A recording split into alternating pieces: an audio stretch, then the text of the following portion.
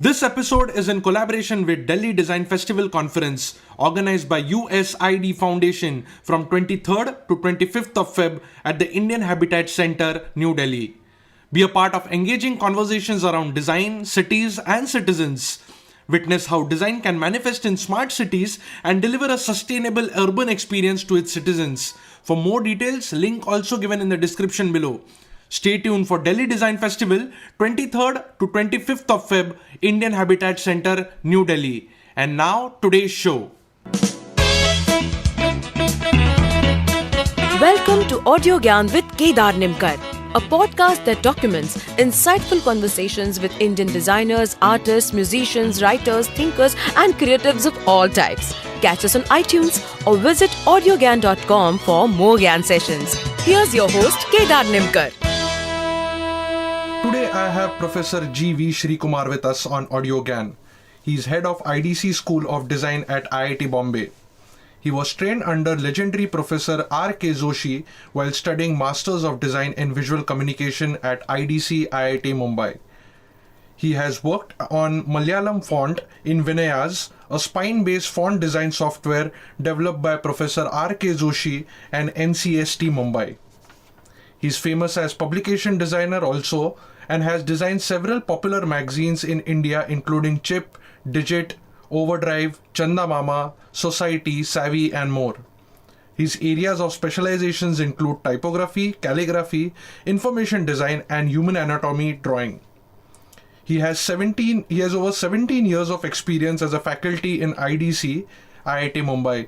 So I'm really honored and privileged to have Professor G.V. Srikumar with me. Thank you, sir, for giving us your time and welcome to Audio Gyan. Thank you. It is an honor to be here with you. I look forward to your questions. Cool. Today we'll try and understand and know your perspective on design in general, design education, and broadly touch upon topics like typography, publication design, and things like that. So the first thing which I wanted to ask you is if we can just set the context by telling our listeners what's the role of typography in society in general. Typography plays a very important role in communication, especially when we make use of visual media to communicate in a lot of areas like signage systems or a newspaper or a magazine or anything when we make use of letter forms to communicate. According to me, typography is the art and science of communicating with letter forms. Okay. Need not be fonts. It can be any mark made with an intention to communicate through letters. Okay. It can be a calligraphic form or it can be just a handwriting, things like that. So look at the time when we wake up in the morning. Then you look at your mobile and see what time is it. There also letter forms are in play. If the letter forms are not designed properly on the interface of your mobile or your alarm clock, you won't know what time is it. Then nowadays everybody first thing after they wake up is they look at their WhatsApp, Facebook, Instagram, Twitter and their email clients. Correct. There, if you see, there are a lot of apps nowadays in mobile phones where bad typography is used and you just can't understand what is being said.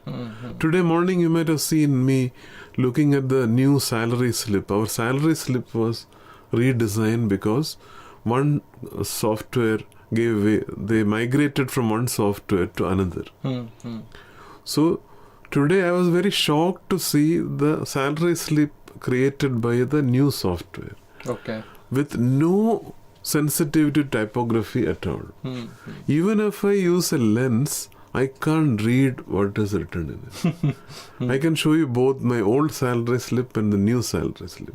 So many times, even as technology migrates to newer editions and new so-called improved ones, typography is something which people are very, very ignorant about. Insensitive. It's very, very insensitive. Yeah. If you look at some of the newspapers available today, you pick up 5 newspapers available in Bombay today. They represent the different parts of the spectrum of typography. Some of them are extremely well designed. and some of them are really, really badly designed. So there are some newspapers which if you look at it, you feel that, okay, I am in some circus place where there is a joker, there is a lion, there is a tiger, but communication is not happening. And there are some newspapers, for example, Times of India or Indian Express, if you take, there is very elegant and nice typography. So according to me, typography has to be silent for the communication to happen really well. Wow. The most difficult thing for a designer is how do you be a silent performer backstage and enhance the communication. I always tell this to my students that when you are doing typographical design, imagine that you have gone to a wedding and you came back, you remember the pandit, but you don't remember who was the bride and groom. So typography is like that. You have to enhance communication. You should not attract attention to yourself. So this is one of the basic fundamentals of typography. Correct. So many times, if you go to some malls, for example, even if the signage is there, you just don't know where to go. Recently, I was seen one very big 5-star hotel where the signages are so badly done, people didn't know where is the gents restroom, where is the ladies restroom. They try to be over fancy and then it actually hampers accessibility. And they had used some fancy fonts engraved in stone without any arrow given. So many times we see magazines and brochures, and recently one person from a design institute, he's a dean of a design institute, gave me his visiting card and wrote his mobile number on the other side. So I looked at the original design. So in the address they have written his mobile number also, but it is in such a bad design and so small point size, nobody can read it. So every time he gives a visiting card to somebody, he writes the mobile number with his hand and gives. This is the problem with typography. So one important issue what we are facing is good typography is not taught properly in design schools in India. If you look at applied art institutes, for example, so there is this thing that typography is one part of it. The focus is on advertising design, persuasion design. So all the 4 years is spent on learning about advertising design, but no grounding is given on how typography can be used to communicate well. Correct. Yeah. In fact, the next thing which I wanted to ask you falls on the same lines, that I have seen, I've read articles where certain typography is used by certain set of people to persuade, to communicate more effectively from their standpoint of view. Say, if I can give you an example of politicians, or the protest has placards, they have a certain typography. Then there are certain things like things which are written in regional font to have more impact of what they want to communicate. So, for a layman, there's hardly any difference between two typefaces. If they are very close, like Helvetica or Arial, if you compare, they are very marginally different, but yet they are significantly different for a designer. So for a layman, still they evoke a certain emotion, right? So what goes into making such typefaces that are invisible for the layman but yet communicate very strongly? So there is something called silent typography. So there are neutral typefaces where, for example, Helvetica is one of them, Universe is one of them, where the font is designed in such a way that it will never come between the reader and the sender of the message. Okay. So the reader gets the total understanding of the content. Reading as a process, if you look at it, the reading, so the person who is receiving a message, he has to read what is presented to him and understand what is presented to him. Lot of designers don't remember these two things. No, but there has to be a sense of signature work also, right? Because, say, as you mentioned some time back, the Economist has its own typeface. So it also has the character of the guy who wants to communicate something, right? So there is something called a neutral typeface, but then that particular brand also wants to leave its impression on the typography. So how, so there are some fonts which are created for a specific purpose. For example, Bell Gothic or Bell Sentinel. So there are fonts which are fonts created for telephone directory. Okay. So it is meant to serve a purpose, to withstand 40,000 impressions per day in metal typeface. Oh, okay. So like that, there are some fonts which are created to look technical, or to look like a protest font, or to look like blood dripping out of them. So these are expressive fonts. They are created with a purpose, that it should look feminine, or it should look like a computer. For example, if you look at, there are a lot of fonts which try to mimic the feeling of a computer chip or a circuit Courier. board. Yeah, like that. Yeah. So they are, sometimes they are created to look like a specific object. So they are expressive fonts. They are not functional. A font like Times Roman, Palatino, or Helvetica or Universe, they are meant to be consumed. Large amount of information can be presented through them. So when a large amount of information is presented, the font has to be silent. It becomes almost like it vanishes. So if you look at a book, a 200-page book, if you are reading, after the first 2 pages, actually you are entering into the content. Correct. Then the font just dissolves into thin air. Yeah. It vanishes. Then you are reading the story. If it's a good font. Yeah. So the job of a good font in that sense is to make itself disappear. If I said, if you list down 3 fonts which are good for a story, for a novel, for a book, for example, Palatino, Baskerville and Bulmer, for example. Then after the 5th page, if I change from Bulmer to Palatino, you will not notice it, because you are immersed into the story. Okay. That is the definition of a silent font. Most of the newspapers use that for their body copy. So when you read a newspaper, you should not notice that font and the beauty of that font at all. That is a principle I believe in. Yeah. Cool. I'll slightly on the same lines. Then how is regional typography important when we are moving towards digital and other mediums, right? So is there any revolution happening within the regional font space, and how important it is for India to have more regional fonts? Yeah, it's a very important question in today's times. India is the only country in the world which has got so many languages and so many scripts. We have 22 official languages. If you look at the currency note, you see how many fonts are used in different languages.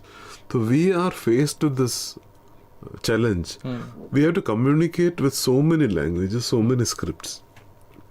For example, like Mahendra Bhai said, the font, the signage system in Tirupati, 5 languages. So many places in Maharashtra you will see 3 scripts being used. Yeah, 3 is minimum across India. So as we go towards a digital age, India is one place where we need to do a lot of work in regional languages. Unfortunately, it doesn't happen. If you are designing a book in Gujarati, for example, I am designing a book in Gujarati, so when I went to the market and studied, I don't have more than 5 fonts to choose from. When I design a English book, I have lakhs of fonts to choose from. Correct. If I design one in Tamil, I don't have more than 5 or 6 or maximum 10 fonts to choose from. This is a situation for the last 20 years, 30 years. It's the same situation. But fortunately, with new foundries like Ektype and Indian Type Foundry and all coming up, there are last 10 years, I will say there is a lot of interesting work happening in Indian languages, but that is still not enough. But very good thing is, if you look at last 2 or 3 years, many youngsters have contributed a lot of good fonts in Indian languages, but it is still not enough. But we have made a beginning. Correct. And now, especially the impact of Typography Day, which we started around 10 years back, is that the regional design institutes are becoming aware of the need for Indian languages to develop. Correct. But the biggest problem is we are not taking care of the root problem. A student who is in the 8th, 9th standard should be given exposure to regional language and a sense of respect for Indian languages. This is not happening. NCERT started a new textbook on graphic design. Okay. The NCERT students, they can opt for graphic design as an elective. In that, there are 10 chapters, one of them is typography. Yeah. But that is not enough. In all the schools in India, I think, we should encourage students to work on the basics of calligraphy and typography in their mother tongue. I'll tell you one very interesting thing is, you look at any state applied art college in India. Ask the final year student, do you know can you do calligraphy in your mother tongue? They will say no. Yeah. So I asked many people who are studying applied art in my hometown, my state Kerala, how many of you know Malayalam calligraphy? They say, I know English calligraphy, but I don't know Malayalam calligraphy. Same thing with other states also. If applied art institutes don't teach regional language calligraphy, who will? I am talking about 4 years of undergraduate program. At least 1 week you spend on teaching them or encouraging them to do their mother tongue. Or at least make them sensitive to that. Yeah. In such a big country, we have only 3 or 4 type foundries working in Indian language. It is a shame. Yeah. It's a sad part. Yeah. But yeah, it's growing slowly. Yes. There's hope. Yeah. Huh. And now, if you look at institutes where students have taken up Indian language font design as a project, maximum 5 institutes are there in this entire country where this is happening. Correct. Maximum maybe 10. That's not enough. Yeah. So, as I mentioned earlier, like the conversation which I wanted to have with you was around education also. So the next thing which I want to ask you is like, what are the prospective research areas if people are interested in doing Indian typography? Yeah, but it's about the evolution and what are the methods, and there are certain rules of thumb developed by our ancestors in typography as well as visual language, that we are not doing any research on that. Like any language you take, what are the things which you can see in your manuscript? In our manuscripts, what kind of styles they used, our ancestors used to write our language. What was the excite, what was the kind of matras they used, what kind of leading they used, what kind of justifications they used. We are not doing enough on that. And there are a lot of complex conjuncts in our scripts. The manuscript writers, they have managed it so beautifully. But our children are not studying or learning from it. Recently, I visited one manuscript library in Trivandrum where they showed me one very interesting manuscript written in Marathi. Okay. On astronomy. Oh, okay. And it explains how solar eclipse happens and all that. Wow. And these are palm leaf manuscripts where a nice infographic is made as if it was drawn with a rotring pen. And then they have explained all the things about solar eclipse with a text wrap also. The text wraps around the infographic. Wow. So text wrap first I have seen is in a software called Ready Set Go in the maybe 85, 86 when it came in the Macintosh time. But this is some 1,000 years before. And you should see the way the manuscript designers have done their word spacing, the letter spacing and the justification. There is no river, no bubble, no orphan, no widow, nothing. And their typography is so beautiful. These are the things we need to learn from. And Indian languages, what is the impact on the reader's mind? if I write your name in 5 different ways and use it, how the impact will change in a reader. We need to do a lot of research on that. Yeah. Tomorrow you have a toothpaste and I have written the brand name, the logo in 5 different ways in a toothpaste, put it into the market. Maybe more people will pick up one among these 5. Correct. How is that done? Why is it done? So all these things are done in the Roman script but not in Indian script. What is the perception when they see 5 different things? Yeah. Chyavanprash, for example. Yeah. Chyavanprash is available for 10 different brands available. But some of them, the way they are written in the local language and all is very elegant and nice, that maybe an uninitiated person might pick one among them because it looks nice and trustworthy. Correct. So any example of some things which obviously like IDC has produced a lot of stuff in terms of product design for India. So any particular example where good typography has helped know certain aspects of the society and they have like more closer connection with the society? Like the letter box, for example, if design in a particular way has changed. Any example which you can think of?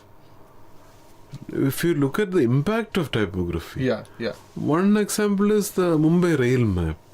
The way he has, it is very complex information to be, Professor Mandar Rane has done. So, very complex information has to be put it into a very systematic way. In that, typography plays a very important role. So how he has used typography to communicate effectively in a very complex, crowded space like a Mumbai rail map. It's a very interesting part. Yeah. And in this bigger scheme, selection of font would be like really very, very difficult to do. Oh, it's difficult to do. I thought like more very difficult to do, and then with a limited choice, it is very difficult. Oh, because considering regional languages as well. Okay. When I was working on Chandamama redesign, they had editions in all Indian languages plus English. Now, how do you get some harmony between them? So after I finished the English redesign, then I looked at the mastheads of all the. So Chandamama produces the magazine in 2 different sizes. English one is big, and the all regional languages are like A5 size. Okay. But the mastheads are completely different. Because when they started off in 1946, there was no way you can have the same visual grammar in all the different scripts of India. So the Hindi one will look different, the masthead. The way Chandamama is written is different than the one Oriya is written or Bengali is written. Even now, if you have to design a book, a bilingual book, for example, Bengali and Hindi on the same page, it is very difficult to do the same grammar in both. So one interesting project Sarang has done for Vodafone is like that. He has developed very harmonious fonts in all Indian languages. Correct. But that has to happen for a body text also. And across the board for other regional languages. But it is very difficult to do because the original grammar and flavor of each Indian language is different. So it is very difficult also to make fonts go harmoniously, get along well with each other. Cool.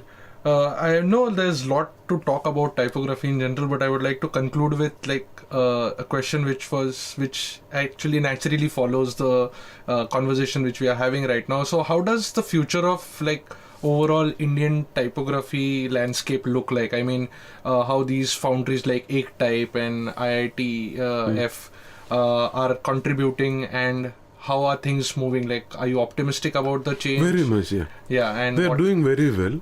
And it is a very, very big contribution they are doing. So seeing them, new youngsters want to do their own type foundries. And lot of youngsters have taken to font design after these things happened. 2 things. One is that conference called Typography Day. And then the 2 new foundries which came up, Ektype and ITF, and the good work they are doing. All this are influencing the youngsters a lot. Last 10 years, a lot of youngsters want to take up font design in Indian languages. For example, I have one student who finished his masters in visual communication from here, went abroad. He was doing a lot of work in visual communication and UX design and all that. And then he left his job in the UK and came back. And last 6 months, I'm following him on Instagram. His name is Ravan. He is doing lot of work in calligraphy in Indian languages. Oh, nice. So this is the impact we are looking at. And a lot of students are taking up font design. They want to do font. They want to develop new fonts. So that is, I am very, very positive about the landscape. But we need to do more. So now, and so actually, sorry to cut you here, but then what can be done for if younger generation are listening to this? We right need now? to spread this awareness among all the UG level teachers across the country, which we are not doing. We have to, for example, there are a lot of institutions in all the states where UG level education is conducted. They themselves don't know regional language typography. Then how do they teach? So we need to make them sensitive. First thing is, I think the government has to do something where all the design educators in the country are made sensitive about the rich heritage we had and what we have lost, and in the future what we should do. My dream is in the next 10 years, all Indian languages should be in such a way that we create at least 5 new fonts every year on each Indian language. Wow. I think that is where we need to focus. And what about people who are already sensitive and would like to get into this but slightly muddling around? Yeah, so that is, I agree with them, because it is not a money making activity. It is not lucrative. If you look at font design as a profession, it will not give you the money you need to learn your life. So there is a joke that in India, font designers will die of hunger. So all of them do other kind of work also. Correct. And another issue which is discouraging for them is, after you design a font, there is lot of work to be done to get it up and running. The font engineering part. And in Indian languages, there is lot of work to be done for conjuncts, the matras, the positioning of the matras, and the substitution to be done. So this facility is not available to the student who does a font. After you design a font, where do you get it? Correct. There are no keyboards also not evolved enough to... And you need at least 10 people to work for next 6 months to get your font up and running. We don't have that facility. Recently I found a student of mine designed a very good Devanagari font based on the Universe font, Roman font called Universe. So for that, to make it implementing, we have approached and we are making use of one font engineer in Malaysia, he is the one who has developed all Indian language fonts for Apple iPhone. Oh, okay. So Muthu Nedumaran, he has offered to do the entire font engineering for my student. Wow. So, but 6 months is doing that to get it into a downloadable font. So there is lot of hard work needed after a font is designed to make it usable. That is one problem. We still don't have anything to encourage our students to do. Cool. I think there's a lot of thoughts going around here, and a lot needs to be done. I realize that. I think I would really love to have another AudioGyan with you, probably discussing some more impact of typography and stuff like that. So thank you, sir, for giving us your time, and Most it welcome. was honor to talk to you. Most welcome. I am always happy to meet people like you. I am very impressed by the list of people you have done so far, and thank you. very Thank you, nice. sir. Yeah. So that's it from today's Gyan session. Stay tuned for more Gyan on AudioGyan next week. Till then, bye.